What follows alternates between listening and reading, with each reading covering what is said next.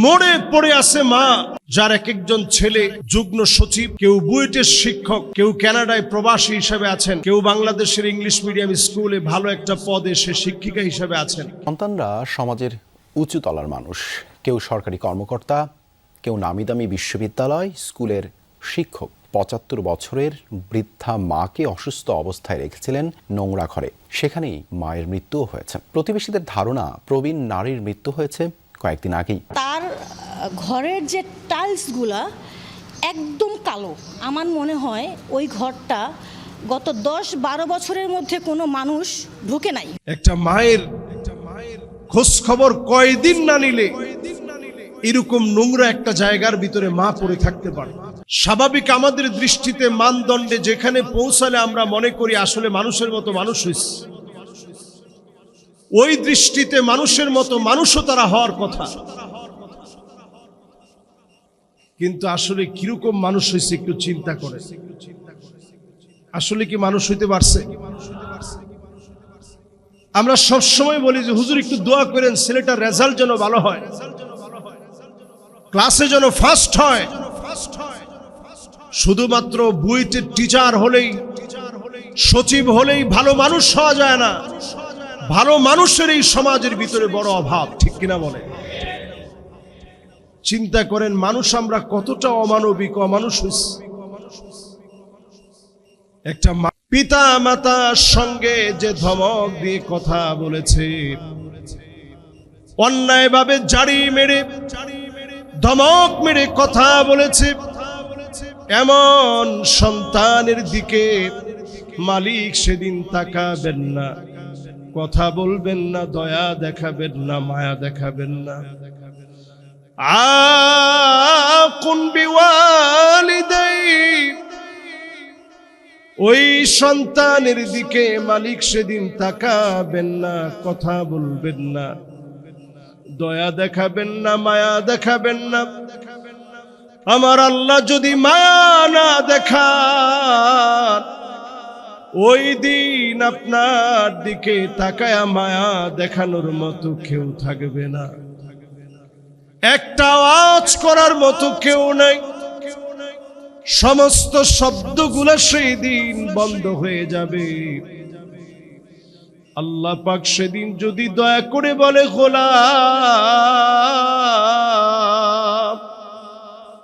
আয়, আজকে আমি তোর দিকে বড় খুশি হয়ে গেলাম, তোর দিকে আমার বড় মায়া লেগে গেছে, তোর দিকে আমার বড় দয়া চলে আসছে, ওই দিন আপনি সবচেয়ে সৌভাগ্যবান হবেন। সেই দিন আল্লাহ পাক মায়া দেখাবেন না, দয়া দেখাবেন না। ওই ব্যক্তির দিকে মা বাপকে দুনিয়ার জীবনে যে চিনে নাই, সম্মান করে নাই, এমন সন্তানের দিকে যিনি তাকাবেন না, কথা বলবেন না, দয়া দেখাবেন না, তিনি কে? সেজদা থেকে নবীজি মাথাটা উঠাইতে পারে নাই, দুর্গন্ধে দম বন্ধ হতে নিয়েছে, এরপরেও আল্লাহর কাছে বদদোয়া করে নাই। জীবনে খুব কম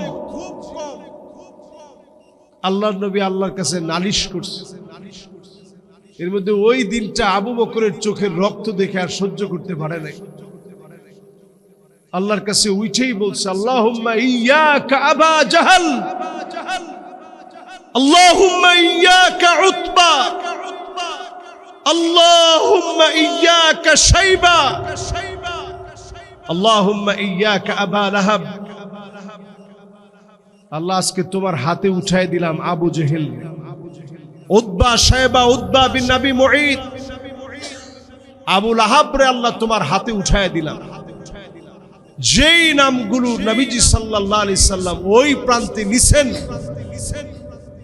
বেশি দিন যেতে হয় নাই, সবগুলারে আল্লাহ বদর প্রান্তে ধরে ফেলছে, টাইট করে আল্লাহ তাআলা ধরে ফেলছেন। কিলাবে বদরের সামনে একটা ছোট্ট, ওখানে একটা কূপ ছিল, ওই কূপের সামনে সবগুলা মরে পড়ে আছে। আল্লাহ তাআলা নবীজির ওই দিনের করুণ চিৎকারটা আল্লাহ তাআলা কবুল করে ফেলছে। বর্তমান সময়টা এত ভয়াবহ হচ্ছে, মা বাবার খবর আমরা কয়জন রাখি? হজ থেকে যারা ফিরে আসেন, মা বাপ জীবিত আছে, মা বাপের একটু খবর নেন। আমরা সেই দিন পল্লবীতে একটা অবাগা মাকে দেখছি, মোড়ে পড়ে আছে মা, যার এক একজন ছেলে যুগ্ম সচিব, কেউ বুয়েটের শিক্ষক, কেউ কানাডায় প্রবাসী হিসেবে আছেন, কেউ বাংলাদেশের ইংলিশ মিডিয়াম স্কুলে ভালো একটা পদে সে শিক্ষিকা হিসেবে আছেন। সন্তান আদিও আল্লাহ তাআলা কম দেন নাই।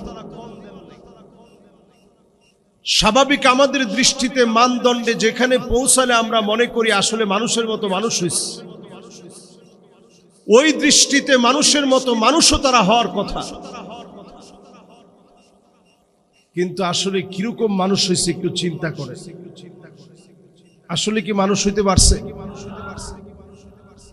আমরা সবসময় বলি যে হুজুর একটু দোয়া করেন ছেলেটার রেজাল্ট যেন ভালো হয়, ক্লাসে যেন ফার্স্ট হয়। শুধুমাত্র বুয়েটের টিচার হলেই, সচিব হলেই ভালো মানুষ হওয়া যায় না। ভালো মানুষের এই সমাজের ভিতরে বড় অভাব, ঠিক কিনা বলে? চিন্তা করেন মানুষ আমরা কতটা অমানবিক, অমানুষ হইছি। একটা মায়ের খোঁজ খবর কয়দিন না নিলে এরকম নোংরা একটা জায়গার ভিতরে মা পড়ে থাকতে পারে। আবার গিয়ে দেখেন কত দরিদ্র মানুষ, হয়তো তেমন কিছুই নাই, কিন্তু সামান্য কিছু নিয়ে মারে বলে যে মা আমার জন্য একটু দোয়া করে দেন, আমার তো কিছু নাই, ওইটা দিয়ে আপনার জন্য সামান্য কিছু আনছে। মা আপনার কাছে তেমন কিছু চায় না, কিন্তু এই পৃথিবীতে আপনি লিখে রাখেন মায়ের দোয়া যার জীবনে নাই। আপনি হয়তো চাকরিতে যুগ্ম সচিব হয়ে গেছেন, আপনি হয়তো অনেক বড় সম্মানের জায়গায় পৌঁছায় গেছেন, মা বাবার দোয়া যদি না থাকে কোনো একটা জায়গায় গিয়ে আপনি বিপদে পড়ে যাবেন। হয় আপনার স্ত্রী আপনার জীবনে কথা শুনবে না, সন্তান আদিগুলো মানুষের মতো মানুষ হবে না,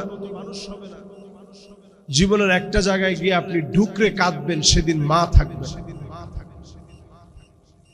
নবী সাল্লাল্লাহু আলাইহি সাল্লাম আমাদেরকে হাদিসের মধ্যে জানায় গেছেন, এমন একটা সময় আসবে তোমরা দেখবা আকুন বিওয়ালিদাই, পিতামাতার সাথে জাড়ি মেরে কথা বলা, ধমক দিয়ে কথা বলা, চোখ মোটা করে কথা বলা, এগুলো মানুষের ভিতরে একেবারে স্বাভাবিক হয়ে যাবে। আচ্ছা বলেন এখন হয়েছে না হয় নাই? আমরাই তো আমাদের আব্বাকে সবসময় আপনি করে বলতাম, আব্বা বসেন। আব্বা বসার আগে জায়গাটা একটু মুছে দিতাম, আব্বা এখানে বসেন। বাপ কথা বলার সময় মাথা নিচের দিকে দিয়ে রাখতাম। আর আমরাই আমাদের আদরের সন্তানদেরকে এতটাই আদর করি, ভালোবাসি, তারা আমাদেরকে ডাকে তুমি করে, আব্বা বসো। আচ্ছা তুমির পরের স্টেপটা কি? চিন্তা করেন, তুমির পরে তুইয়ে নামতে বর্তমান ছেলেদের সময় লাগে? প্রিয় ভাইয়েরা আমার, তুই আর তুমি বড় বিষয় না, বড় বিষয় এখন আমাদের মধ্য থেকে সম্মান উঠে যাচ্ছে। যদি আপনি মানুষ হতে চান পিতা মাতার সাথে সুন্দর আচরণ করেন, যদি পিতা মাতার সঙ্গে সুন্দর আচরণ করেন, ফাফিহিমা ফাজাহিদ, জিহাদ করলে যেমন সওয়াব হবে, হজ করলে যেমন সওয়াব হবে, রণাঙ্গনে কাফেরদের বিরুদ্ধে লড়তে গেলে যেমন সওয়াব হবে, সমপরিমাণ সওয়াব যিনি বান্দার আমলনামায় দিয়ে দিবেন তিনি কে? পিতামাতা কি জিনিস চিন্তা করেন। একজন সাহাবীর গুনাহ হয়ে গেছে, মানুষ হিসাবে ভুল হওয়ার পরে নবীজির কাছে দৌড়ায় আসছে, ইয়া রাসূলুল্লাহ আমার তো একটু গুনাহ হয়ে গেছে, আমার জন্য একটু দোয়া করে দেন। নবীজি বললেন, তোমার কি মা আছে? না, আমার আম্মা নাই। তো তোমার খালা থাকলে খালার সঙ্গে সুন্দর আচরণ করো, আল্লাহ তোমার গুনাহ মাফ করে দিন। একটাবার চিন্তা করেন তো, মা কি জিনিস? যেই মায়ের সঙ্গে সুন্দর আচরণ করলে হাজের সমান সওয়াব হয়, জিহাদের সমান সওয়াব হয়। যেই মায়ের সঙ্গে সুন্দর আচরণ করলে আল্লাহ এত খুশি হন, এমনকি মায়ের সঙ্গে সুন্দর আচরণ করলে গুনাহ মাফ হয়। মা না থাকলে খালার সঙ্গে সুন্দর আচরণ করতে বলছে। সে মায়ের সঙ্গে ধমক দিয়ে কথা বলি কেমনে? কিয়ামতের দিন আল্লাহ তাআলা কিছু মানুষের দিকে তাকাবেনই না। আচ্ছা বলেন তো দেখি, দুনিয়ার জীবনে আপনি যদি বিপদে পড়ে যান, জজ সাহেব আপনার দিকে তাকালে আপনার কাছে কত ভালো মনে হয়, রায়টা যদি কোনোভাবে আমার পক্ষে আসে। একজন এমপির কাছে গেছেন, এমপি সাহেব যদি আপনার দিকে তাকায়, একটু মিষ্টি হাসি দিয়ে কথা বলেন, কেমন আছেন খতিব সাহেব, পুরো মনটা ভরে গেছে যে হাই রে হাই, এমপি সাহেব আমারে চিনছে। আর সেই দিন গোটা দুনিয়া যদি আল্লাহর সামনে আপনি দিয়ে দেন, একজনের দিকে আল্লাহ রাব্বুল আলামিন দুনিয়া দিয়ে দিলেও রহমতের দৃষ্টিতে তাকাবেন না, যদি আল্লাহর দয়া না হয়। এর মধ্যে ওই মানুষটার দিকে আল্লাহ তাআলা রহমতের দৃষ্টি দিবেন না, কথা বলবেন না, দয়া দেখাবেন না। আকুন বিওয়ালিদাই, পিতা মাতার সঙ্গে যে ধমক দিয়ে কথা বলেছে, অন্যায়ভাবে জাড়ি মেরে ধমক মেরে কথা বলেছে, এমন সন্তানের দিকে মালিক সেদিন তাকাবেন না, কথা বলবেন না, দয়া দেখাবেন না, মায়া দেখাবেন না। আকুন বিওয়ালিদাই, ওই সন্তানের দিকে মালিক সেদিন তাকাবেন না, কথা বলবেন না, দয়া দেখাবেন না, মায়া দেখাবেন না। আমার আল্লাহ যদি মায়া না দেখান, ওই দিন আপনার দিকে তাকায়া মায়া দেখানোর মতো কেউ থাকবে না, একটা আওয়াজ করার মতো কেউ নাই। সমস্ত শব্দগুলো সেই দিন বন্ধ হয়ে যাবে। আল্লাহ পাক সেদিন যদি দয়া করে বলে, গোলাম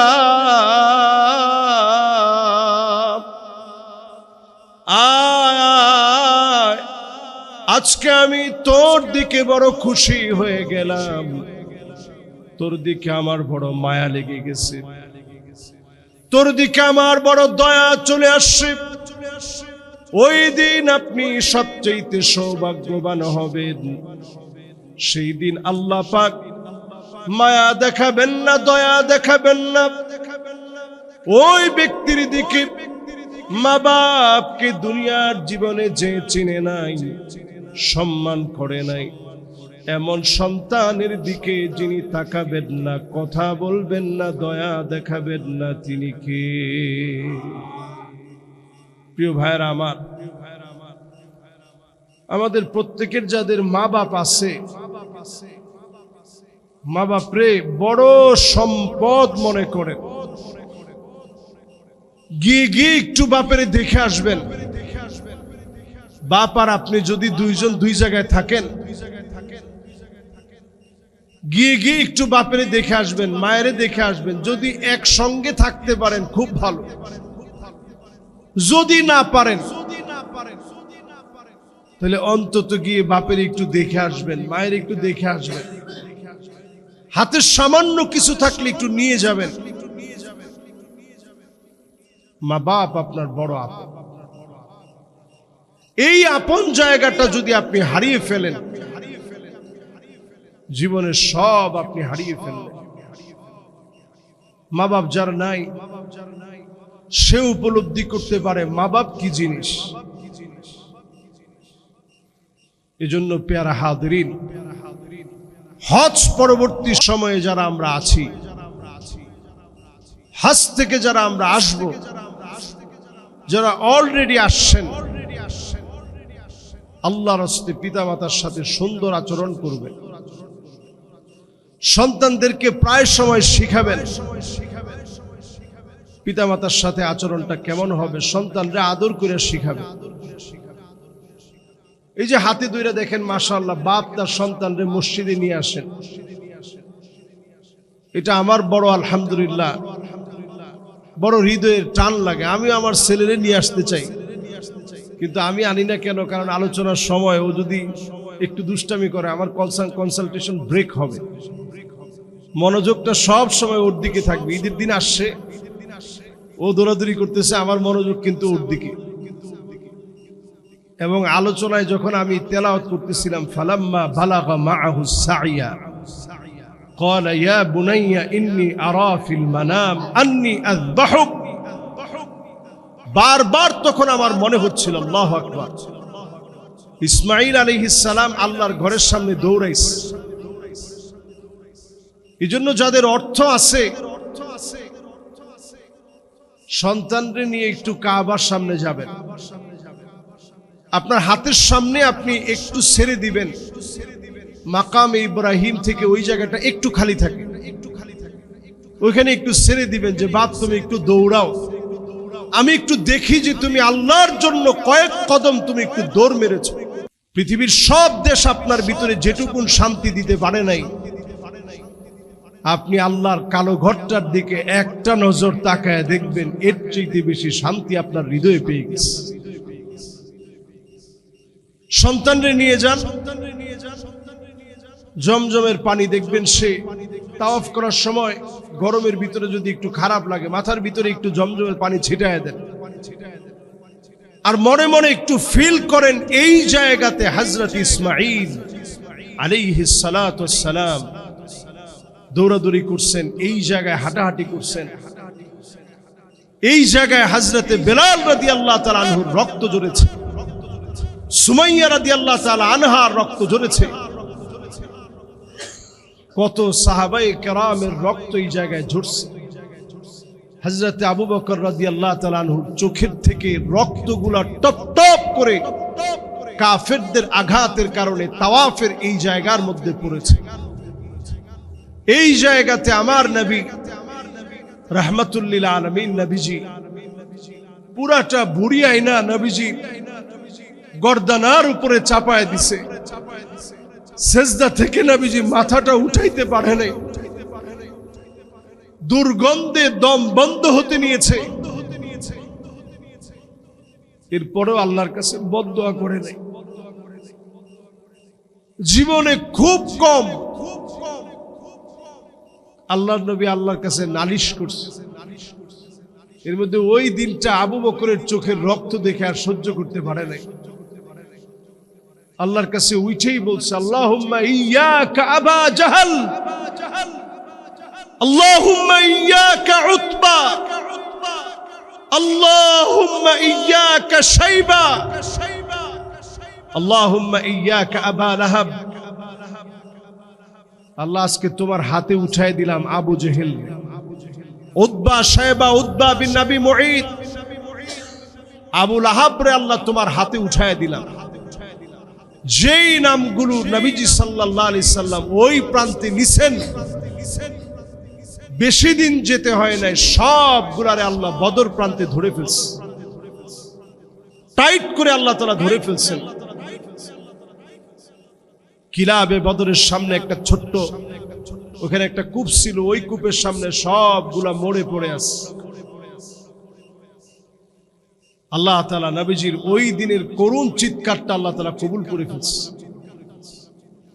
প্যারা হাজরিন, এই জন্য কাবা থেকে যে শিক্ষাগুলো নিয়ে আসছেন, এই শিক্ষাগুলো জীবনের সব সময় কাজে লাগাতে হবে। আমরা যারা হাজে যেতে পারি নাই, আমাদের করণীয় কি? এই ধরেন এখন প্রাক নিবন্ধন চলছে, হয়তো এই বছর আপনি পারবেন না, সামনের বছর আপনি চিন্তা করছেন যে ইনশাআল্লাহ আমি সামনের বছর হজের জন্য ইনশাআল্লাহ নিয়ত করতেছি। এই যে নিয়তটা আপনি করলেন, একমাত্র ধর্মের নাম ইসলাম, যেই ধর্মে নিয়ত করার সঙ্গে সঙ্গে সওয়াব লেখা শুরু হয়ে যায়। সুবহানাল্লাহ। এটা একমাত্র ধর্মের নাম ইসলাম। আপনি অন্য কোন ধর্মে এমনটা দেখাইতে পারবেন না যে নিয়ত করলেই সওয়াব। অন্য ধর্ম নিয়তের ব্যাপারে কিছুই বলে না। আমাদের ধর্মে ইন্নামাল আ'মালু বিন্নিয়া, এই হাদিসটা মুখস্থ জানে না এমন লোক একেবারেই কম। সবাই আমরা জানি প্রত্যেক কাজের ফলাফল নির্ভরশীল। মাশাআল্লাহ, প্রত্যেক কাজের ফলাফল অথবা নিয়তের উপরে নির্ভর করে। এই হাদিসটা আমরা সবাই জানি। এই হাদিসটা সহিহ বুখারীতে বারবার তাকরার হয়েছে, রিপিট হয়েছে, বারবার আসে। সহিহ মুসলিমেও আবার রিপিট হয়েছে। অন্যান্য হাদিস গ্রন্থের ভিতরে এই হাদিসটা রিপিট হয়েছে। কেন? কারণ ইসলামের প্রত্যেকটা কাজের নিয়ত আপনি অগ্রিম করলে আপনি সওয়াব পেয়ে যাবেন। সুবহানাল্লাহ। নিয়ত করছেন, এরপরে আপনি আমলটা করতে পারেন নাই, দুনিয়া থেকে চলে গেছেন, আল্লাহ পাক আপনার ফয়সালা দিয়ে দিয়েছেন। কাতাবাল্লাহু লাহু হাসানাতান কামিলা, পুরাপুরি করলে যেমন সওয়াব হতো, সমপরিমাণ সওয়াব বান্দার আমলনামায় আল্লাহ দান করে দিবে। সুবহানাল্লাহ। আমি বলবো, দেখবেন এখন এক স্টাইলের দান বক্স পাওয়া যায়। ও দান বক্স না, এটাকে বলে, আগে যেমন আমরা মাটির ব্যাংকে টাকা জমাতাম, একটা সময় ছিল বাঁশ কেটে ওই বাঁশের ভিতরে জমানো হইত, ছিল না? এক সময় ছিল। এটা গ্রাম অঞ্চলে এখনো আছে, খুবই টুকটাক। এটা আমরা দেখতাম যে সুবহানাল্লাহ, খুললে পরে কিছু টাকা তো বের হইতো। তো এখন আলহামদুলিল্লাহ এইরকম টাকা জমানোর সুন্দর ব্যাংক আছে, যেখানে 100 টাকা, 200 টাকা, 500 টাকা, 1000 টাকার মেজারমেন্ট লেখা আছে। আপনি যেইটা পুরা করবেন ওটার মধ্যে টিক দিয়ে রাখবেন। এইভাবে একটা বছর ধরে যদি আপনি টাকাটা জমান, প্রায় লক্ষাধিক টাকা আপনার খুব অল্পতে জমে যাবে। আপনারই টাকা, নিয়ত করে জমাইছেন যে আমি এটা হাজে যাব অথবা আমি উমরা করার জন্য জমাইলাম, কিন্তু আসলে ওই টাকা জমাইতে পারেন নাই, যেতেও পারেন নাই। এর মধ্যে মালাকুল মউত চলে আসে। সমপরিমাণ সওয়াব যিনি বান্দার আমলনামায় দিয়ে দিবেন তিনি কে? এজন্য প্রিয় ভাইরা, আমরা এই আমলগুলো করতে যেন ভুলে না যাই। হাজী সাহেবদের সঙ্গে বসে আলতু ফালতু আলোচনা না করে, ভাই কি খাইছেন হজের এই সফরে, খাইছেন কি? কেএফসি খাইছেন? আলবাইক আছে না ওইখানে, ওই আলবাইকটা খাইছিলেন? হাই রে সুবহানাল্লাহ, কি লম্বা সিরিয়ালটা মেনটেন করে খাওয়ান লাগে। খাওয়ানটা কেমন লাগছে? আমগো বাংলাদেশে কি এরকম আছে? এরকম যদি জিগাইছেন সব হইছে? আর মসজিদে বৈশা যদি এরকম জিগাইছেন সব তো নাই। বিলকুল আপনি চিন্তা করেন আমলনামার ভিতরে গুনাহযুক্ত হয়ে গেছে। এই জন্য মসজিদের ভিতরে যখন আসবে হাজী সাহেবরা, ভাই কাবাটা কেমন দেখছেন, কেমন মনে হয়েছে আপনার কাছে? ভাই আপনার হাতটা দেন, একটু ধরে স্পর্শ করে আপনার কাছ থেকে দোয়া নেই। ভাই আমার একটু নসিহত করে দেন, আমার জীবনটা একটু পাল্টাইতে চাই। আপনি তো আল্লাহর ঘরটা দেখে আসছেন, আমি যাইতে পারি নাই, ভাই আমার জন্য একটু দোয়া করে দেন। হইতে পারে ওই লোকটার হজ আল্লাহর কাছে কবুল হয় নাই, কিন্তু আপনি যে আবেগটা দেখাইছেন হজকে মহব্বত করে, আপনারে যিনি কবুল করে নিছেন তিনি কে? এই জন্য সম্মান দিয়ে একটু ওনার কাছে বলবেন যে আমার জন্য একটু দোয়া করেন, আল্লাহ যাতে আমারে নেয়। কার দোয়া কোন সময় কবুল হবে আপনি জানেন না। হজ পরবর্তী সময়ে হাজীদের সঙ্গে একটু সম্মান দিয়ে কথা বলেন। আলহামদুলিল্লাহ, আল্লাহর ঘরটা আল্লাহ আপনারে দেখাইছে, আপনার ভিতরে কত পরিবর্তন হয়েছে, উনারও জীবনের ভিতরে পরিবর্তন চলে আসবে। আসলেও তো মানুষ আমারে মহাব্বত করে আমার ইবাদত বন্দিগি হোক এটা চায়। আল্লাহ আপনি আমার এইরকম পরিবর্তন করে দেন।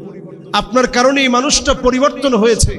আদ-দাল্লু আলাল খাইরি কাফাইলিহি, আপনার এই সুন্দর আচরণ করার কারণে যদি তার ভিতরে সামান্য পরিবর্তন হয়, সম পরিমাণ সওয়াব যিনি বান্দার আমলনামায় দিয়ে দিবেন তিনি কি? এজন্য আল্লাহ পাকের কাছে নিজেদের পরিবর্তন কামনা করি। যারা হজ থেকে ফিরে আসবেন প্রত্যেকের হজকে আল্লাহ যেন কবুল করেন, পড়েন আমিন। আল্লাহ রাব্বুল আলামিন আমাদের প্রত্যেককে হজ্জে যাওয়ার তৌফিক দান করুক, পড়েন আমিন। হজ থেকে যখন হাজী সাহেবরা ফিরে আসেন, ফিরে আসার পরে হাজী সাহেবদের করণীয় হচ্ছে এমন কিছু আলামত আছে যে আলামতগুলো বলে দিবে আল্লাহ তাআলা ওনার হজটাকে কবুল করেছে। সুবহানাল্লাহ বিহামদিহি। এর মধ্যে এক নম্বর আলামত উলামায়ে কেরাম যে আলামতকে গুরুত্ব দিয়েছেন, আদওয়ামুহা ওয়া ইন কাল্লা। এমন কিছু আলামত হাদিসের ভিতরে আসছে যে আলামতের প্রথমটাই হচ্ছে ছোট ছোট কিছু আমল, যে আমলগুলো সেখানে আপনি করতেন এখনো আপনি সর্বদা এই আমলগুলো করার জন্য চেষ্টা করেন। এই চেষ্টা যখন দেশে আসার পরেও আপনার থাকবে, আপনি বুঝে নেবেন যিনি আপনার হজ কবুল করেছেন তিনি কে। আল্লাহ রাব্বুল আলামিন 5 ওয়াক্ত নামাজের প্রতি মহব্বত বৃদ্ধি করে দিয়েছেন। জামাতের সঙ্গে দৌড়িয়ে নামাজ পড়তে আসছেন, নামাজের গুরুত্ব আপনার কাছে বৃদ্ধি পেয়েছে। আপনি বুঝে নিবেন যিনি হজ কবুল করে নিয়েছেন তিনি কে।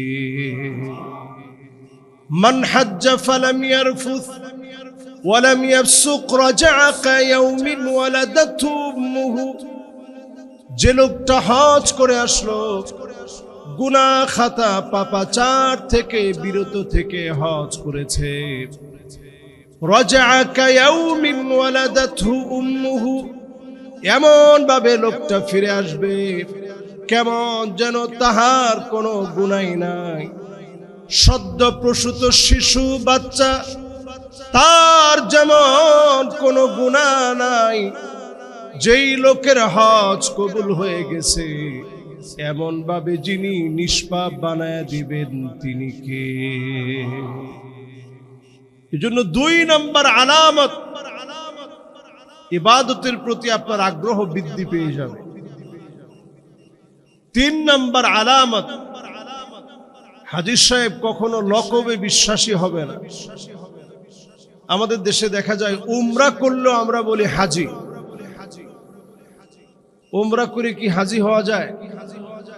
মাশাআল্লাহ, এই তো আপনারা সুন্দর ফতোয়া দিচ্ছেন। বলেন, উমরা করে কি হাজী হওয়া যায়? সব দুইটা আলাদা, একটা উমরা একটা হজ। উমরা যিনি করেন উনাকে আরবিতে সর্বোচ্চ আপনি বলতে পারেন মুতামির, মানে উমরাকারী। কিন্তু আমাদের দেশে যে কোনো সময় দেখা যায় উমরা করলেই বলে যে ছোট হজ করছে। হজ্জের কোনো ছোট হজ হয় না, ছোট হজ আর বড় হজ নাই। হজ আল্লাহর কাছে যদি কবুল হয়ে যায়, হজ্জে মাবরুর যদি আপনার হজ আল্লাহ তাআলা কবুল করেন, এটা এত দামি হয়ে যাবে। লাইসা লাহু জাযাউন, তার জন্য আর কোনো প্রতিদান নাই, ইল্লাল জান্নাহ, প্রতিদান হবে শুধু আল্লাহর জান্নাত। বলেন আল্লাহু আকবার। আপনি 2টা চোখ দিয়ে আল্লাহর ঘর দেখছেন। এজন্য 3 নাম্বার আলামত হচ্ছে প্রতিনিয়ত যেই লোকটার ভিতরে তার কল্পনায় কাবা বেশি উঠবে, মুলতাজাম বেশি উঠবে, হাজরে আসওয়াদ বেশি উঠবে, প্যারা হাবিবের মদিনা যার চোখের ভিতরে ভেসে উঠবে, আপনি বুঝে নেবেন আপনার হজটা আল্লাহর কাছে কবুল হয়েছে। আরাফার দৃশ্যগুলো বারবার আপনাকে কাঁদাবে। আরে মানুষ কেমনে কাঁদে,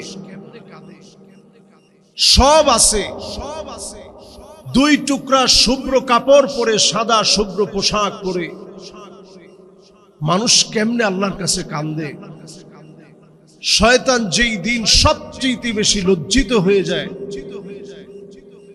মানুষের কান্নার আল্লাহর ক্ষমার দৃষ্টান্ত দেখে শয়তান লজ্জিত হয়ে যায়। এত বেশি মানুষকে আল্লাহ রাব্বুল আলামিন আরাফার দিবসে ক্ষমা করেন। এই দৃশ্যগুলো যখন বারবার আপনার হৃদয়ে আসবে, আপনি বুঝবেন যিনি আপনার হজ কবুল করে নিয়েছেন তিনি কে।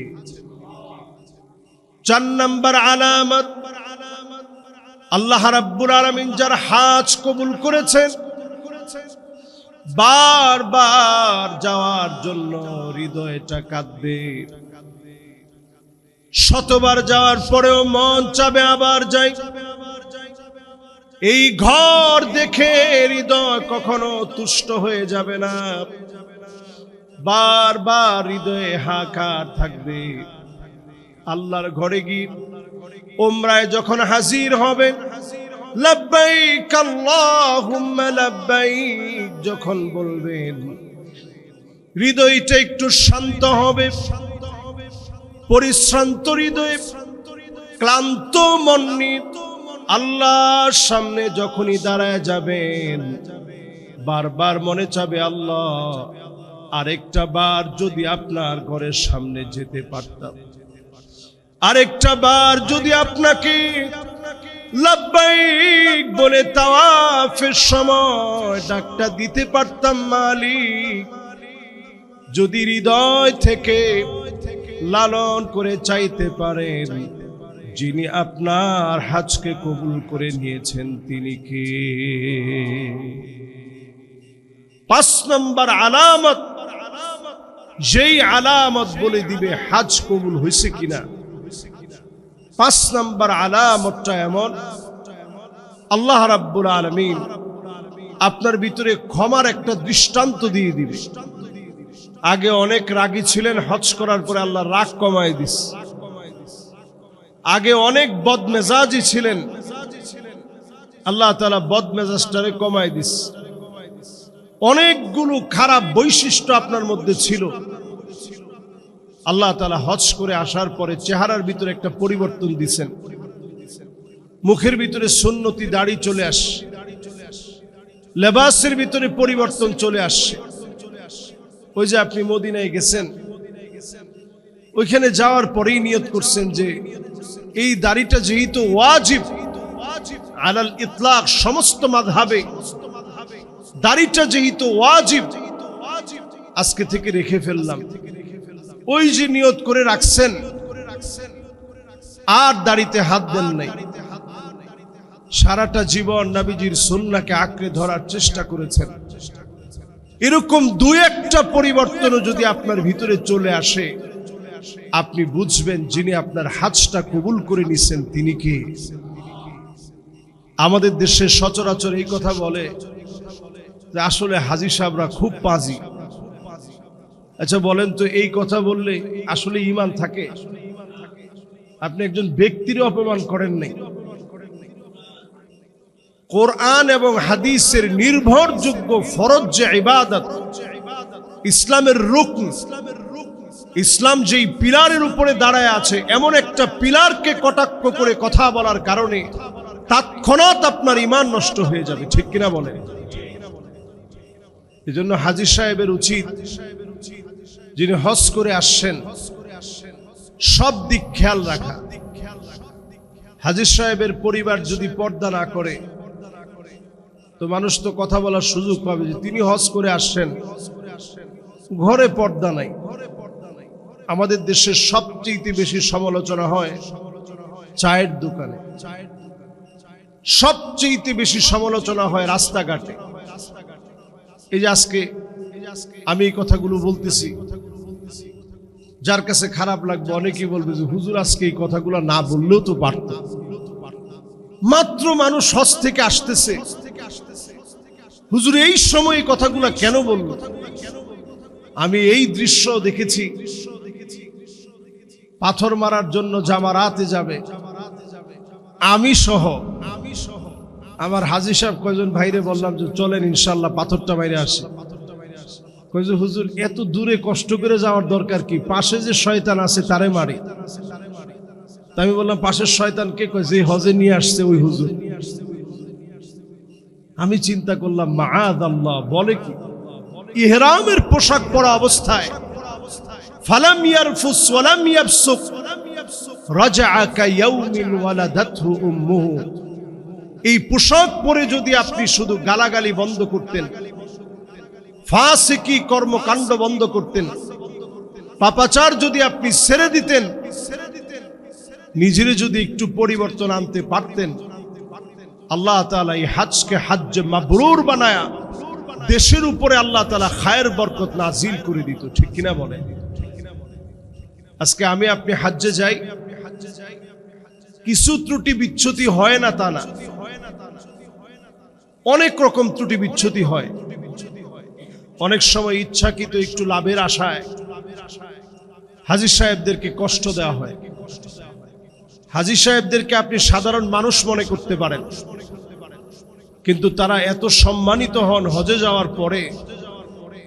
এদের পরিচয় হচ্ছে দুয়ুফুর রহমান। এয়ারপোর্ট থেকে দেখবেন শুরু লেখা দুয়ুফুর রহমান, আল্লাহর মেহমান তারা। আচ্ছা বলেন তো, আল্লাহর মেহমান কি দামি না কম দামি? আল্লাহু আকবার। স্বাভাবিক একজন ধনী ব্যক্তি আমাদেরকে দাওয়াত করলে আমরা মনে করি আজকের খাবার দাবারটা ভালো হবে। যেই বছর আমি প্রথম হজ্জে গেলাম, আমার মনের ভিতরে, মস্তিষ্কের ভিতরে শুধু এটা ছিল যে আল্লাহ দুয়ুফুর রহমান, আল্লাহ আমি আপনার মেহমান হয়ে আসছি। আল্লাহ জীবনে কত মানুষের দাওয়াত খেলাম, আল্লাহ আপনার মেহমানদারিটা একটু দেখতে চাই। এরকম অনেক দিন হয়েছে পকেটে 1 টাকাও নাই, বিনা টাকায় ভরপেট আল্লাহ তাআলা খাওয়াই দিছে। সুবহানাল্লাহ। মিনা, মুজদালিফা, আরাফার মতো এই তপ্ত আগুনের ভিতরে কি পরিমাণ গরম, সেই জায়গায় খাবারের কোনো অভাব নাই। একটার পর একটা খাবার আসতেছে, জুস আসতেছে, পানি আসতেছে, আসির আসতেছে, লাবান আসতেছে। দেখছেন যারা গেছে, একটার পর একটা মেহমানদারি হচ্ছে। একজন আর দুইজন মানুষ, ফল আসতেছে কত রকমের। আমি ওই দিন চিন্তা করলাম, আল্লাহ আমরা দুয়ুফুর রহমান, আল্লাহ দুনিয়ার জীবনে আপনার সামান্য মেহমানদারি পেয়েছি। আল্লাহ এই তপ্ত বালুময় এরিয়ার ভিতরে আল্লাহ কত মেহমানদারি আল্লাহ আপনি করালেন। আল্লাহ চক্ষুটা যেদিন নিভে যাবে, সেই দিন মালিক দয়া করে আপনি আপনার মেহমানদারি দিয়ে আল্লাহ আমাদেরকে তুষ্ট বানায় দিয়েন। পড়েন আমিন। হজ্জের এই সফর থেকে এসে বেশি বেশি নিজেদেরকে জিকিরের মধ্যে রাখা। যে হাজী সাহেবরা জিকিরের মধ্যে নিজেদেরকে রাখবেন, একটু আগে ভাগে মসজিদে চলে আসবেন। আজরুহু কাআজরি হাজ্জিল মুহরিম, ইহরাম অবস্থায় হজ করলে যেমন সওয়াব হবে, সমপরিমাণ সওয়াব আল্লাহ রাব্বুল আলামিন বান্দার আমলনামায় দিয়ে দিবে। সুবহানাল্লাহ। এজন্য যারা আমরা হজ করে বাড়িতে ফিরব, বাড়ি ফেরার পর আমাদের আমল হচ্ছে প্রতিনিয়ত দৌড়ায় দৌড়ায় জামাতের সঙ্গে নামাজে আসবেন, সুন্দর করে ওযুটা বানায় নামাজ পড়ার জন্য দাঁড়ায় যাবেন। দাঁড়ায় গেলে সওয়াব কেমন? সওয়াব এত বেশি হবে, যদি আপনি ইহরাম বেঁধে হজ করলে যেমন সওয়াব হতো, সম পরিমাণ সওয়াব বান্দার আমলনামায় আল্লাহ দিয়ে দিবে। সুবহানাল্লাহ।